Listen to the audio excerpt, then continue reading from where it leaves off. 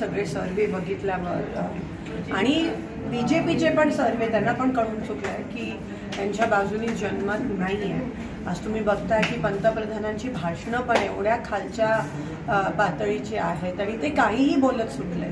ह्याच्यावरून कळतं की त्यांना पण आता अंदाज आलाय की त्यांच्या बाजूनी ते जनमत राहणार नाही आहे। त्यांनी फक्त एका गोष्टीवर भर दिला मागच्या 1 महिन्यात आपण बघितलं, ते म्हणजे ध्रुवीकरण, पोलरायझेशनवर त्यांनी खूप भर दिला आणि ते त्याच्यावरच अवलंबून राहिले की त्यामुळे मतदान त्यांच्या बाजूनी वळेल।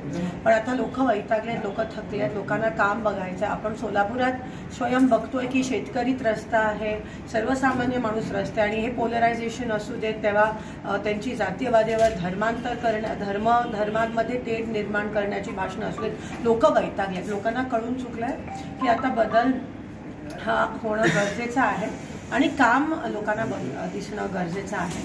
आणि त्याच अनुषंगाने तुम्ही आता बघाल की येणाऱ्या 4 तारखेला जर म्हणजे आपण बघितलं की बऱ्याच ठिकाणी बऱ्याच मतदारसंघात 24 तासामध्ये मतदान वाढलंय आणि त्याची दखल आता ईसीनी आमचं प्रेशर, काँग्रेस पक्षाचं आणि इंडिया अलायन्सचं प्रेशर असल्यामुळे त्याची दखल पण घेतली आहे। 17C फॉर्मचं दखल पण घेतलंय, ठिकठिकाणी आपण ट्रेनिंग पण देतोय।